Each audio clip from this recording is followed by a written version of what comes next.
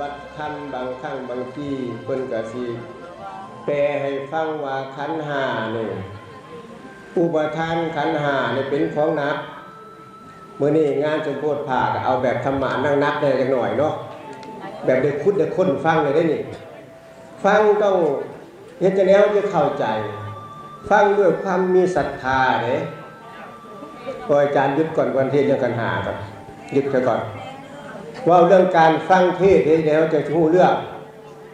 ฟังแบบทั้งองค์สัมมาสัมพุทธเจ้าสอนเขาจังสิรู้เรื่องอันนี้ศรัทธาใน12ขั้นตอนเนาะท่านพวกเจ้าสิบ่รู้เรื่องในการฟังยากถ้าเฮาบ่มีศรัทธาพอเฮาจะบ่เข้าใจคำสอนพุทธเจ้าเลยบ่นกก็ได้พ่อใหญ่มือน่ะมันสิเมื่อยมือก่อนมันสิเวทนาทางมือก่อนเวทนาทางหูยังบ่พอเวทนาทางมืออีกในศรัทธาขององค์สัมมาสัมพุทธเจ้าเพิ่นตรัสไว้เฮาได้ยินสลายศรัทธาคือความเชื่อศรัทธาคือความเลื่อมใสแต่นั้นยังบ่พอเนาะศรัทธาขององค์สัมมาสัมพุทธเจ้าตรัสไว้ว่าศรัทธามีอยู่12ขั้นตอนถ้าฟังแล้วพิจารณาไข้ควรตามองค์สัมมาสัมพุทธเจ้าตรัสไว้นี่ก็สามารถบรรลุธรรมได้เป็นพระอรหันต์หรือจะเป็นอรหันต์ซื่อบ่อรหันต์จะเป็นอย่างเป็นหันซ้ายหันขวาเนาะเอาฟังเด้อศรัทธาเฮาศรัทธาเฮาย่างลงมันเลยบ่1ผูกศรัทธา2เข้ามาหา3มานั่งใกล้4ยังหูฟัง5ยอมได้ฟังธรรม6จดจำ7ไข้ควรตามธรรมที่ได้ฟังมา8ทำยอมการทนต่อการพินิจบ่ได้แล้วเกิดฉันทะเมื่อเกิดฉันทะแล้วจะมีอุตสาหะเมื่อมีอุตสาหะแล้วจะพินิจหาความสมดุลในธรรมเมื่อได้ความสมดุลในธรรมแล้วยอมตั้งตนไว้ในธรรมนี่แหละสาเหตุเฮาฟังธรรมที่บ่เข้าใจเด้อตัวโยมเฮามีศรัทธาปลูกศรัทธาแล้วเข้ามาหาปัดบ่มานั่งใกล้มานั่งใกล้ปัดบ่ยังหูฟังก็บ่จดจำแล้วก็บ่ไปไข้ควรถึงจังซั่นเฮาจึงฟังธรรมบ่รู้เรื่องแม่นหรือบ่แม่นพระพุทธเจ้าเพิ่นมาตรฐานเลยนี่แหละได้ยินบ่เพิ่นเทศน์ได้ยินอยู่เทศน์เลยนะตัดนี่มันเป็นจังซี่ซะแม่นบ่แม่นว่าบ่เป็นจังซี่ซะเองได้ยินบ่เพิ่นเทศน์ได้ยินอยู่องค์ใดเทศน์ได้ยินซื่อๆเพิ่นจักเรื่องหยังบ่ฮู้แน่การงานจะพูดไปครับเทศน์องค์ที่1ก็ได้ตื่น1องค์ที่2ก็ได้2ตื่น3องค์ละ3ตื่นเบิดคืนได้แต่3ตื่นอันนี้คือกันตั้งใจฟังเด้อบัดนี้เด้อคันเฮามัวแต่คุยกันเฮาก็สิบ่เข้าใจเด้จังได๋พวกเจ้าก็สิติดได้ขันธ์5นี่เป็นจังได๋บาดนี้เด้อขันธ์5ทางศาสนาบุญบ่มีบ่ได้ฟังได้เอาตัวนิยมบ้านโนนเฉลียงคันบุญบ่มีบ่ได้ฟังขันธ์5ที่ทั้งองค์สัมมาสัมพุทธเจ้าเฮาสอนนี่มี5ประการ1รูปขันธ์อันนี้เริ่มล้วนได้เครื่องมันแม่งรูปขันธ์บัด2เวทนาขันธ์3สัญญาขันธ์4สังขารขันธ์5วิญญาณขันธ์ชื่อบ่บาดนี่ยังบ่ชื่อจ้อย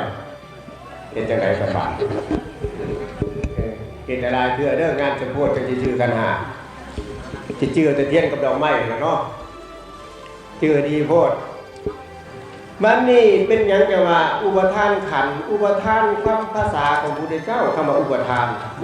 นนั่นคือความยึดมั่นในขันธ์ห้าเฮาจึงถูกกันเนาะพระพุทธเจ้าว่าขันธ์ห้าเป็นตัวทุกข์เอาว่าตัวโยมเฮาทุกข์อยู่บ่ทุกข์เพราะขันธ์ห้าอยู่บ่หรือบ่ฮู้เรื่องเนาะจะสิทุกข์จังได๋บาดรูปขันธ์นี่มีอย่างแน่คือก้อนกายที่เรานั่งคืออาจารย์เขาว่าคือรูปขันธ์ประกอบด้วยธาตุ4คือหยังธาตุ4ก็คือธาตุดินธาตุน้ำธาตุไฟธาตุลมเห็นป่ะอันนี้ขันธ์เดียวได้ยัง4ขันธ์จักแม่นยังได้บาดยังมืดตึ๊บเด้อบาดใต้ไฟฟ้าสำนี้ก็ยังมืดคือเก่าเด้อตั้งใจฟังให้ดีจังนั้นพวกเจ้าจะให้ย้อนขันธ์5นี่แหละบ่ให้ย้อนอื่นดอกฉะนั้นในธาตุ4นี่4อย่างธาตุดินคืออย่างที่ก้อนกายเฮาเดียวเห็นกันคือธาตุดินและธาตุน้ำมีหยังแน่ น้ำตาน้ำน้องน้ำเลือดสารพัดน้ำในกายเป็นธาตุที่สองแม่นบ่อ้าวยังสองธาตุธาตุไฟเป็นแบบไหนธาตุไฟที่เฝ้ากายเขาให้แก่บ่ยังหนุ่มยังสาวก็ยังมาหลายปีก็แก่ขึ้นเพราะธาตุไฟนี่เฝ้าขึ้นเลยแก่ขึ้นไปแล้วและธาตุไฟในกายเขาสามารถเฝ้าอาหารในย่อยได้หรือพาให้ร้อนให้หนาวได้อันนี้เป็นธาตุไฟ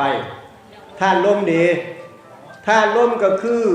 ลมหายใจเข้าลมหายใจออกลมอยู่ในลำไส้ลมขึ้นทางเทิงลมข้างล่างเห็นบอกเวลาเขาปวดหัวอย่างกับลมตีขึ้นเทิงเด้ลมข้างล่างเขาปวดท้องถ่ายท้องลมทั้งเทิงลมและลมที่หอบกายให้ในอวัยวะทุกส่วนของเขาจะมีลมไปหมดเลยเห็นบอกถ้าลมเดินบ่สะดวก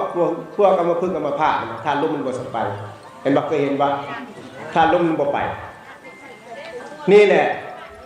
มีประสูตรหนึ่งองค์สัมมาสัมพุทธเจ้าบอกว่าถ้าคนเฮาเกิดมาในโลกบ่ฮู้ขันธ์5บ่ฮู้ธาตุ4บ่ฮู้อายตนะ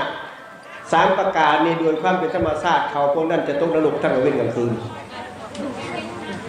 เคยตกหรือยังเอาไล่ให้ดีถ้าบ่เข้าใจพวกเจ้าก็จะตกนรกทั้งกลางวันกลางคืนบ่มีเวลากลางวันแล้วก็กลางคืนกลางวันแล้วก็กลางคืนอยู่ซั่นตลอดไปเอาขันธ์ที่1ขันธ์ที่2คือเวทนาขันธ์คือทุกข์สุขบ่ทุกข์บ่สุขเคยมีบ่เขาย่องโอ้ยไม่ออกนี่คืองามแท้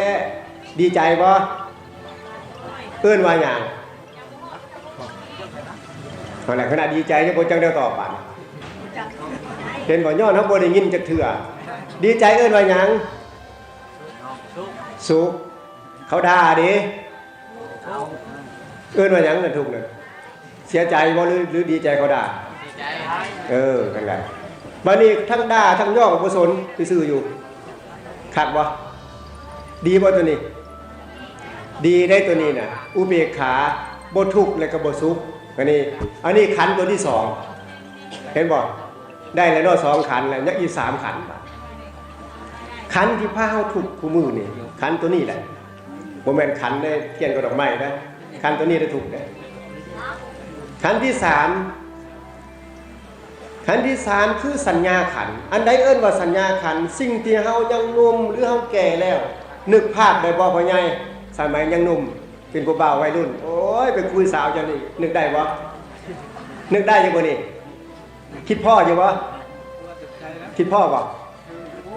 นั่นแหละเอิ้นว่าสัญญาขันธ์คือความหมายฮู้ในอดีตเป็นคนแก่แล้ว5 6 70ปีนึกคืนสมัยอายุ14 15ปีคิดพ่อเสยเนาะไปคุยสาวผู้นั้นซื้อจังซี่อยู่บ้านนั่นหน้าขี้ร้ายหน้างามคิดพ่อเบิดแม่นบ่เอิ้นว่าสัญญาขันธ์ความหมายฮู้ในอดีตได้จะขันธ์แล้วได้3ขันธ์ยังอีก2ขันธ์ขันธ์ที่4สังขารขันธ์เอาผู้เฒ่านี่ก่อน เคยคิดบ่ว่าเดี๋ยวนี้ยังแข็งแรงอยู่เนาะพอไปมาได้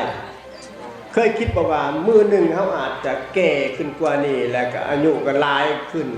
สุขภาพก็บ่สมบูรณ์ถ้าเกิดยามเจ็บยามเป็นล้มหมอนนอนเสื่อนี่โอ้ยลูกหลานไปเด้สิมาเบิ่งเคยคิดบ่เคยคิดแต่บ่ทันเป็นเนาะแต่คิดไว้ล่วงหน้าแม่นบ่ทันฮอดเนาะยังย่างได้มานั่งฟังเทศน์ได้อยู่แต่คิดไว้แล้วเอิ้นว่าสังขารขันธ์คือการปรุงแต่งเมื่ออนาคตที่บ่มาถึงเห็นบ่แต่4ขันธ์แล้วเนาะบ่จื้อก็สร้างบุญน้อยกันบุญหลายก็จะได้เจอนั้นขันธ์ที่5บาดนี้ขันธ์ที่5เอิ้นว่าวิญญาณขันธ์วิญญาณขันธ์ก็ชื่อมีอยู่3ชื่อมีจิตมโนวิญญาณ3อย่างคันเฮาคิดเอิ้นว่าจิตคันเฮานึกได้ในอารมณ์ต่างๆเอิ้นว่ามโนนะ